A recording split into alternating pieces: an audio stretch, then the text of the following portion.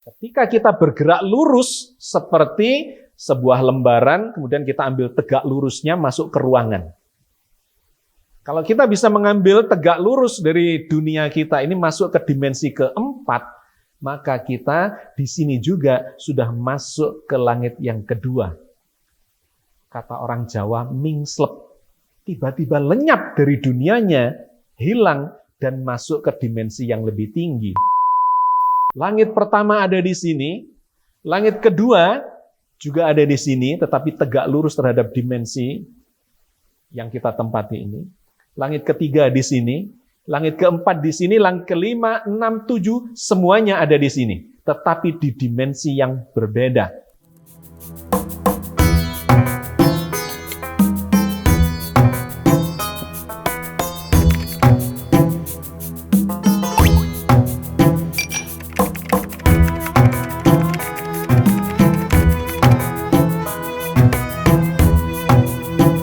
Assalamualaikum warahmatullahi wabarakatuh. Alhamdulillah, wassalatu wassalamu ala rasulillah, la haula wa la quwata illa billah. Sahabat sekalian, sampailah kita di bagian yang paling sulit dari kajian ini, yaitu ketika saya harus bercerita tentang perjalanan Nabi Muhammad saat melintasi dimensi-dimensi langit itu. Kenapa saya sebut bagian yang tersulit? Karena ini penjelasan yang sangat abstrak, di mana membutuhkan teori-teori ilmu pengetahuan kosmologi dan astrofisika yang paling mutakhir, dan para ilmuwan pun sedang melakukan diskusi yang sangat sengit yang belum menemukan titik temu kesimpulan bersama. Tetapi arah dari pembicaraan ini atau arah dari perkembangan sains itu ternyata menjurus atau mengarah kepada apa yang diceritakan oleh Al-Quran, bahwa sesungguhnya langit ini bukan cuma satu universe, melainkan berlapis-lapis yang kemudian disebut di dalam ilmu astronomi dan kosmologi sebagai multiverse. Allah berfirman di dalam surat At-Tolak ayat 12 menceritakan tentang langit yang 7 itu. A'udzubillahi minasyaitonirrajim. Bismillahirrahmanirrahim. Allahul ladzi khalaqas sab'as samawati wa minal ardi mithlahun yatanazzalul amru bainahunna lita'lamu annallaha ala kulli syai'in qadir wa annallaha qad ahata bikulli syai'in ilma. Allah lah yang menciptakan 7 langit, dan seperti itu pula bumi. Perintah Allah berlaku padanya, agar kamu mengetahui bahwasanya Allah Maha Berkuasa atas segala sesuatu, dan sesungguhnya Allah ilmunya benar-benar meliputi segalanya. Sahabat sekalian, di ayat ini Allah bercerita bahwa langit itu diciptakan berlapis-lapis yang disebut sebagai 7 lapisan langit. Allahul ladzi khalaqas sab'as samawati wa minal ardi mithlahun. Allah lah yang menciptakan sab'as samawat, 7 langit, wa minal ardi mithlahun, dan dari bumi demikian juga adanya. Ayat ini sangat menarik dan sekaligus agak membingungkan bagi orang yang tidak memahami tentang teori dimensi. Kenapa? Karena ada semacam kontradiksi di dalam ayat ini. Yang pertama, Allah mengatakan menciptakan 7 langit, sab'as samawat, 7 langit. Ya, ketika jamak, maka Allah menggunakan istilah samawat. Langitnya banyak, sebanyak 7. Tapi ketika tunggal, Allah menggunakan kata sama. Nah, di ayat ini Allah mengatakan sab'as samawat, bahwa langit itu 7. Tetapi yang kemudian agak aneh, kalimat berikutnya adalah wa minal ardi mithlahun. Dan dari bumi itu demikian pula adanya. Ayat ini atau kalimat yang kedua ini sebetulnya memberikan clue kepada kita bahwa bumi itu juga 7 seperti langit.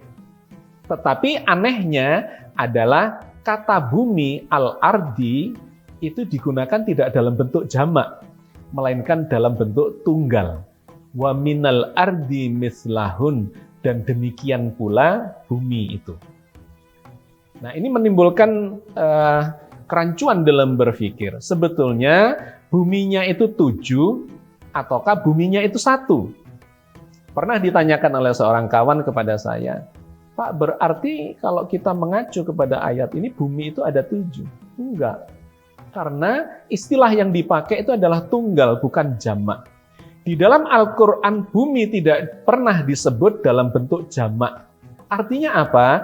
Bumi itu di jagat raya ini ya cuma 1 yang kita tempati ini. Kalau langit itu bisa berlapis-lapis, tetapi bumi itu cuma 1. Lantas bagaimana memahami wa minal ardi mislahun? Dan dari bumi yang 1 itu, demikian juga keadaannya sama dengan langit yang 7 itu. Sahabat sekalian, ini hanya bisa dipecahkan dengan teori dimensi. Bahwa sesungguhnya jagat raya ini memang hanya memiliki 1 bumi saja. Tetapi bumi itu akan terlihat berbeda ketika dilihat dari langit yang pertama, dari langit yang kedua berbeda lagi, dari langit yang ketiga berbeda, 4, 5, 6, 7 berbeda. Makanya yang digambarkan awal adalah sab'as samawat, langitnya yang 7, tetapi buminya itu 1, dan bumi yang 1 itu akan terlihat berbeda-beda ketika dilihat dari langit yang berbeda. Ini ada kaitannya dengan perjalanan Mi'raj Nabi ketika beliau terpesona dalam perjalanan itu melihat langit pertama dari langit kedua, melihat langit pertama dari langit ketiga, dari langit keempat sampai langit yang ketujuh. Sahabat sekalian, gampangannya itu begini. Kalau kita melihat permukaan bumi dari permukaan bumi, itu tentu akan berbeda dengan kita melihat permukaan bumi dari sebuah menara. Permukaan bumi dilihat dari permukaan bumi akan kelihatan ya mendatar begitu. Atau mungkin ya berlekuk-lekuk sedikit. Dengan jarak pandang yang tidak terlalu jauh. Tetapi kalau Anda kemudian naik tegak lurus terhadap permukaan bumi itu ke arah atas, ya, naik menara, maka tiba-tiba Anda akan mendapatkan pemandangan yang berbeda. Jarak jangkau pemandangannya berbeda, dan bentuk permukaan bumi itu pun akan terlihat berbeda ketika dilihat dari menara itu. Nah, sahabat sekalian, kurang lebih begitulah perjalanan Rasulullah itu adalah perjalanan naik tegak lurus terhadap dunia langit pertama menuju ke langit kedua. Nah, ini yang saya ingin menggambarkan dengan analogi, dan saya sebut sebagai bagian yang lumayan sulit untuk mentransfer pemahaman saya kepada Anda, karena sangat abstrak. Apakah yang disebut dimensi itu? Oke, saya buat analoginya. Bayangkanlah Anda menggambar sebuah titik di atas kertas. Titik. Kalau titik ini kemudian saya gambar dalam jumlah yang banyak, titik, sambung bersambung dalam jumlah yang tidak berhingga, maka titik-titik yang sambung bersambung dalam jumlah tak berhingga itu akan membentuk garis. Menjadi panjang garis. Dan kalau garis ini kemudian saya jejer, saya gambar lagi garis dengan garis,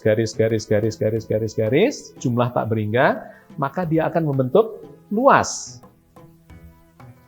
Nah, kalau luas ini, sebuah lembaran luas yang tidak punya ketebalan, saya taruh di lantai, saya tumpuk lembaran dengan lembaran sampai tidak berhingga, maka dia akan membentuk volume.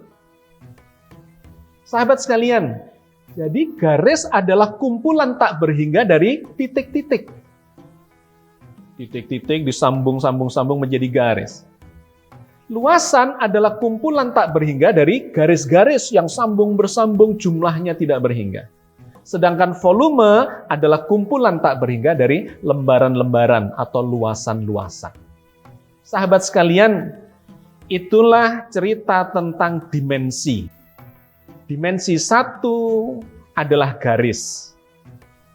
Kalau diukur panjangnya misalnya katakanlah 1 meter.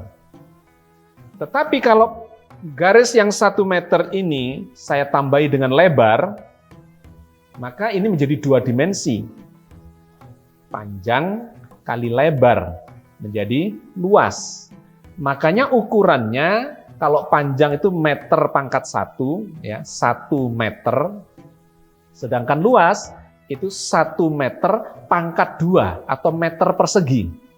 Itu menunjukkan luasan adalah ruang berdimensi 2. Nah, kalau kita tambahkan dari luasan itu kita tambahi garis tegak lurus yaitu tebal atau tinggi, maka akan ketemulah volume panjang kali lebar kali tinggi. Ketemulah volume ukurannya meter kubik atau meter pangkat 3. Nah, meter pangkat 1 yang mewakili panjang, meter pangkat 2 yang mewakili luas, meter pangkat 3 yang mewakili volume, itu menunjukkan dimensi ruangan. Nah, makhluk yang hidup di ruangan itu, atau di alam berdimensi 1 dengan alam berdimensi 2 atau alam berdimensi 3 itu adalah makhluk yang berbeda-beda. Kalau di alam berdimensi 1 yang bisa hidup cuma makhluk berupa titik. Oke. Sedangkan di luasan itu misalnya bisa saja berbentuk dinding, permukaan dinding atau layar, screen, itu adalah luasan. Alam berdimensi 2. Yang bisa hidup di alam berdimensi 2 atau luasan atau layar itu adalah makhluk berupa bayangan misalnya. Makhluk yang luas, bukan garis, tapi luas. Tetapi garis bisa hidup di ruangan berdimensi 2 itu. Garis yang digambarkan kemudian atau kalau dikumpulkan itu akan membentuk luasan juga. Nah, badan saya ini kalau disorot dengan lampu, kemudian di dinding di belakang saya muncul bayangan, maka bayangan itu adalah makhluk yang hidup di alam 2 dimensi. Sedangkan badan saya ini adalah makhluk yang hidup di alam 3 dimensi. Punya panjang, punya lebar, punya tebal, bervolume. Jadi sahabat sekalian, perbandingan antara langit pertama dengan langit kedua dengan langit ketiga itu adalah ibaratnya garis dibandingkan dengan luas, dibandingkan lagi dengan volume. Berbeda dimensinya, dimensi 1, dimensi 2, dimensi 3. Cuman dalam kenyataannya, langit pertama itu bukan berdimensi 1, melainkan berdimensi 3. Sedangkan langit yang kedua itu berdimensi tambah 1 lagi, berdimensi 4. Langit yang ketiga itu berdimensi 5. Dan seterusnya langit yang ketujuh adalah ruangan yang berdimensi 9. Nah, maka bagaimana caranya terjadi perjalanan lintas dimensi itu? Karena kalau seseorang masih melakukan perjalanan di dimensi yang sama, dia masih berada di langit yang sama. Dengan kata lain, kalau Anda melakukan perjalanan dari planet Bumi ke Mars, ke Jupiter, ke Saturnus, Uranus, kemudian bintang-bintang yang lain, galaksi Andromeda, Messier 21, dan seterusnya, itu sesungguhnya bukan perjalanan dimensi. Itu adalah perjalanan di ruangan yang sama, di langit yang pertama, yang oleh Al-Quran disebut sebagai sama'ad dunya, yaitu langit dunia. Nah, perjalanan lintas dimensi itu tidak perlu mengarungi dari bintang ke bintang, dari benda langit ke benda langit, melainkan bergerak tegak lurus secara dimensional. Seperti dari sebuah luasan, tegak lurus ke arah atasnya, membentuk ketinggian, maka menuju ke ruangan yang bervolume. Dengan kata lain begini, kalau badan saya disorot oleh lampu, kemudian di dinding belakang saya ini ada bayangan. Bayangan itu adalah makhluk yang hidup di permukaan tembok. Dia tidak bisa lepas dari permukaan tembok atau permukaan layar itu. Kalau dia mau bergerak, maka dia bergerak ke arah kiri, ke kanan, ke atas, ke bawah. Tapi tidak ada ceritanya, bayangan itu bisa lepas dari tembok ini masuk ke ruangan ini. Anda akan lari ketakutan kalau ada sebuah bayangan lepas dari tembok mengejar Anda. Tidak bisa. Kenapa? Karena tembok itu, permukaan tembok itu adalah alam berdimensi 2, sedangkan Anda, saya, kita semua, ini adalah makhluk berdimensi 3 yang hidup di ruangan ini. Maka sekarang Anda melihat ada 2 alam yang berdampingan. Alam yang pertama adalah permukaan tembok dengan makhluk bayangannya, dan alam yang kedua adalah ruangan ini dengan kita sebagai penghuninya. Maka kalau kita analogikan bayangan yang di permukaan tembok itu manusia, maka ruangan ini berisi kita, ya, ini adalah jin. Ruangan 3 dimensi ini dengan ruangan yang 2 dimensi permukaan tembok itu adalah ruangan yang berbeda. Manusia hidup di sana, jin hidup di sini. Jin ini bisa melihat bayangan itu, tetapi bayangan itu tidak bisa melihat ruangan yang 3 dimensi dengan isinya, katakanlah jin itu. Jadi sahabat sekalian, kalau kita andaikan permukaan tembok itu adalah langit pertama, maka ruangan ini adalah langit kedua. Di mana batasnya? Batasnya ya ada di permukaan tembok itu sendiri. Karena ruangan ini berdimensi 3, dia berdimensi 2, 2 dimensinya itu overlap. Artinya ruangan yang 3 dimensi ini sebetulnya 2 dimensinya ya dalam bentuk permukaan tembok itu. Nah, kalau kita mau melakukan perjalanan lintas dimensi dari permukaan tembok ke ruangan ini, maka bayangan itu tidak bisa melakukannya sendiri. Tadi saya katakan ke Anda, bayangan itu tidak bisa lepas dari tembok dengan sendirinya masuk ke ruangan ini mengejar Anda. Tidak ada kejadian seperti itu. Karena bayangan ini kalau mau berjalan ke kiri, ke kanan, ke atas, ke bawah, selama masih di tembok, dia masih ada di langit pertama. Kalau mau langit kedua, maka dia harus lepas dari tembok itu dan kemudian menuju ke ruangan ini, tetapi sayangnya dia tidak bisa melakukan itu dengan sendirinya. Dia hanya bisa masuk ke ruangan ini kalau saya bantu. Saya adalah makhluk dari ruangan ini. Bagaimana cara membantu supaya dia lepas dari tembok itu? Maka badan saya, punggung saya tempelkan di tembok. Apa yang terjadi? Punggung saya akan nempel di dunianya bayangan, overlap. Lantas, saya mengatakan kepada makhluk bayang-bayang itu, hei bayangan, kamu nempel ya di punggungku. Karena overlap, maka bayangan itu bisa berpindah ke punggung saya. Nah, lantas saya meninggalkan tembok itu berjalan melangkah masuk ke ruangan ini. Maka bayangan itu akan berada di punggung saya dan hilang dari langit pertama, dari ruangan dia, dari alam berdimensi 2 dia. Seandainya ada temannya di situ, maka dia akan merasa kehilangan. Loh, kemana teman saya si bayangan tadi?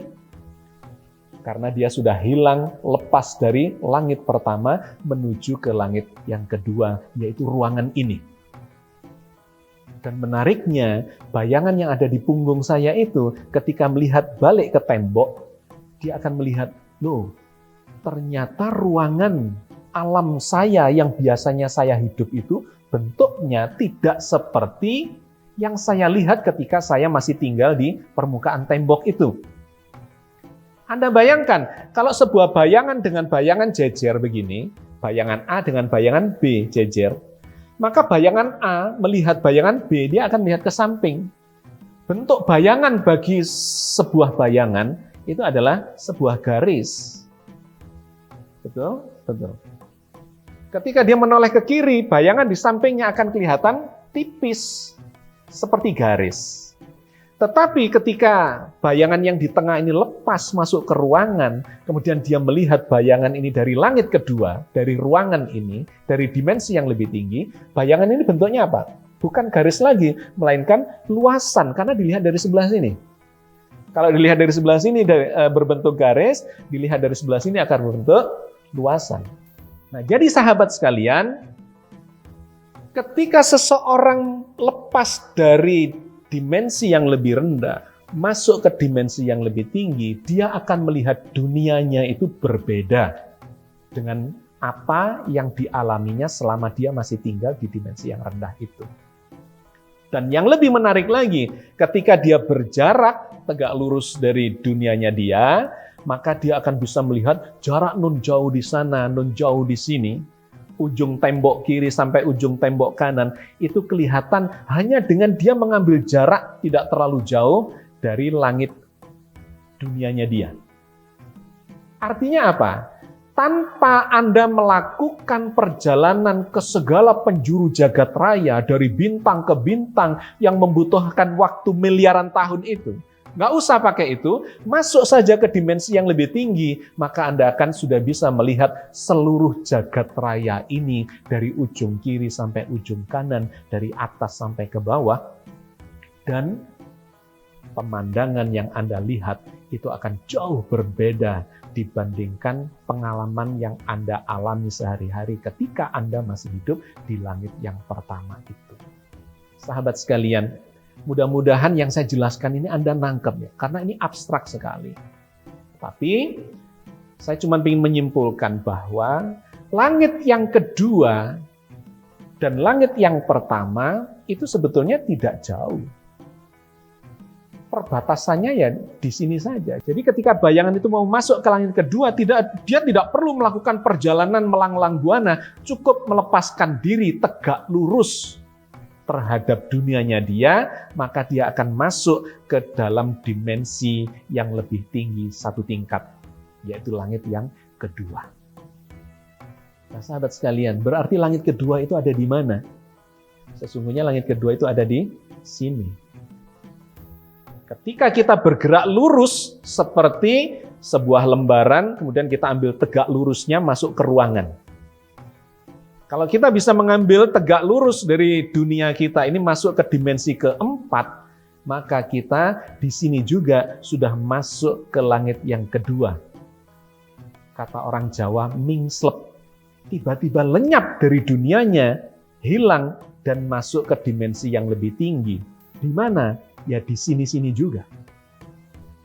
Tetapi kita bisa melakukan perjalanan di langit yang kedua itu untuk mengambil jarak yang lebih jauh untuk melihat langit yang pertama. Langit pertama dilihat dari langit kedua demikian indahnya, berbeda dari apa yang selama ini kita persepsikan. Dan sahabat sekalian, bagaimana Nabi bisa masuk ke langit yang kedua itu? Beliau tidak melakukan perjalanannya sendiri seperti tadi saya analogikan bayangan lepas masuk ke ruangan. Melainkan karena Nabi dibawa oleh malaikat Jibril. Malaikat Jibril adalah makhluk dari langit yang berdimensi paling tinggi, di langit yang ketujuh yang berdimensi 9. Diceritakan malaikat Jibril itu bisa turun ke langit ke-6, langit 5, 4, 3, 2, 1. Dalam surat An-Najm ketika Rasulullah melihat wajah aslinya. Beliau turun dari ufuk, dari horizon yang sangat tinggi, mendekat kepada Nabi sampai sejarak 2 busur anak panah. Sahabat sekalian, Nabi bisa melakukan perjalanan lintas dimensi itu dikarenakan dibawa. Istilah gampangnya mungkin digendong. Dibawa oleh malaikat Jibril, di mana malaikat Jibril itu adalah makhluk yang berdimensi lebih tinggi. Jadi makhluk yang berdimensi lebih rendah nempel di dimensi yang lebih tinggi, kemudian bergerak tegak lurus terhadap dimensi alamnya sendiri, sehingga masuk ke dimensi yang lebih tinggi, yaitu langit kedua. Di manakah itu? Ya di situ-situ juga. Kalau itu terjadi di Palestina, di Masjidil Aqsa, maka di dekat situ juga lah Nabi melakukan perjalanan lintas dimensi masuk ke langit yang kedua. Nah, ketika beliau melakukan perjalanan ke langit yang ketiga, di manakah langit ketiga itu berada? Ya di dekat situ juga, berimpit dengan langit yang kedua. Hanya bergerak tegak lurus. 1 senti saja lepas dari langit kedua, maka seseorang, malaikat, atau nabi, atau siapapun yang bisa melepaskan diri tegak lurus dari langit kedua, dia sudah akan masuk ke langit yang ketiga. Di mana? Ya di situ-situ saja. Lantas kalau ini dilanjutkan ke langit keempat, di mana? Ya di situ saja. Langit kelima, enam, tujuh, semuanya ada di situ. Semuanya ada di sini. Langit pertama ada di sini, langit kedua juga ada di sini, tetapi tegak lurus terhadap dimensi yang kita tempati ini. Langit ketiga di sini, langit keempat di sini, langit kelima, enam, tujuh, semuanya ada di sini. Tetapi di dimensi yang berbeda. Di mana alam akhirat itu? Di sini. Tetapi di dimensi yang berbeda. Di mana Sidratul Muntaha itu? Juga di sini. Tetapi di dimensi yang berbeda. Di mana Lauh Mahfudz itu? Juga di sini. Di mana Allah itu? Juga di sini. Lebih dekat kepadamu daripada urat lehermu. Wa nahnu aqrabu ilaihi min hablil warid. Allah itu lebih dekat kepadamu daripada urat lehermu yang tidak ada jaraknya itu. Ternyata semuanya itu ada di sini saja. Tetapi di dalam dimensi yang berbeda. Dan Nabi melintasi itu bersama malaikat Jibril melalui pintu-pintu langit yang menyebabkan beliau bisa bergerak lintas dimensi dari langit pertama ke langit kedua, 3, 4, 5, 6, 7, dan sampailah beliau di Sidratul Muntaha di dimensi yang ke-9 itu. Dari dimensi yang ke-9 itu, di sebuah tempat yang namanya Sidratul Muntaha, yang posisinya juga di sini juga, tetapi di dimensi yang berbeda, beliau menyaksikan surga. Inda Sidratil Muntaha, indaha Jannatul Ma'wa. Di dekat Sidratil Muntaha itu Rasulullah menyaksikan surga tempat tinggal. Idh yaghsha sidrata may yaghsha. Ketika Sidratil Muntaha itu diliputi oleh misteri, oleh sesuatu yang meliputinya. Idh yaghsha sidrata may yaghsha. Mazaghal basaru wa ma tagha. Pandangan Nabi Muhammad, pandangan Rasulullah tidak bisa berpaling dan tidak bisa melampaui. Seperti orang yang terpaku, terpesona. Tidak bisa berpaling dan tidak tahu ada apa di balik itu, melampaui apa yang dilihatnya itu. Idh yaghsha sidrata may yaghsha, mazaghal basaru wa ma tagha. Apa sesungguhnya yang beliau lihat? Laqad ra'a min ayati rabbihil kubra. Sesungguhnya Nabi Rasulullah menyaksikan sebagian kecil dari ciptaan Allah yang luar biasa dahsyatnya. Pemandangan yang sangat indah yang hanya bisa didapatkan dari orang-orang yang melakukan perjalanan lintas dimensi itu dan kemudian diperlihatkanlah dari sana simbol surga. Inda Sidratil Muntaha, indaha Jannatul Ma'wa. Dari Sidratil Muntaha itu terlihatlah surga. Surga adalah simbol keindahan yang tiada tara. Maka ketika seseorang bisa melakukan perjalanan dimensional ini, seperti Nabi Muhammad SAW, maka sungguh beliau menyaksikan ciptaan Allah, sebagian kecil dari ciptaan Allah yang luar biasa indahnya.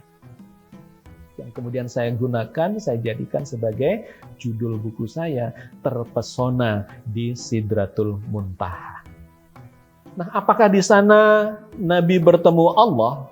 Tidak ada di dalam ayat itu, di rentetan ayat itu, bahwa Nabi melakukan perjalanan Mi'raj itu adalah untuk bertemu Allah di Sidratil Muntaha itu. Karena sesungguhnya Allah itu sudah meliputi seluruh jagat raya. Lantas apa sesungguhnya yang menjadi tujuan dari diperjalankannya Nabi Mi'raj itu? Kalau kita lihat rentetan ayatnya ini, maka kita akan mendapatkan jawabannya ada di situ. Inda sidratil muntaha indaha jannatul ma'wa id yaksa sidrata ma yaksa mazagol basaru wa matagha laqad ra'a min ayati rabbihil kubra. Di dekat sidratil muntaha Rasulullah menyaksikan surga. Ketika sidratil muntaha diliputi oleh misteri yang menutupinya, pandangan Rasul tidak bisa berpaling dari yang dilihatnya dan tidak melampauinya. Laqad ra'a min ayati rabbihil kubra. Sungguh Nabi telah menyaksikan sebagian kecil dari ciptaan Allah yang luar biasa dahsyatnya. Jadi tujuan Allah memperjalankan Nabi untuk Mi'raj itu bukan untuk apa-apa. Satu-satunya adalah seperti dijelaskan oleh ayat ini, laqad ra'a min ayati rabbihil kubra. Dia melihat sebagian tanda-tanda ciptaan Allah yang luar biasa indahnya, luar biasa dahsyatnya. Sahabat sekalian, episode ini saya cukupkan sampai di sini. Insya Allah kita lanjutkan lebih mendalam lagi di episode yang berikutnya. Assalamualaikum warahmatullahi wabarakatuh. Assalamualaikum warahmatullahi wabarakatuh.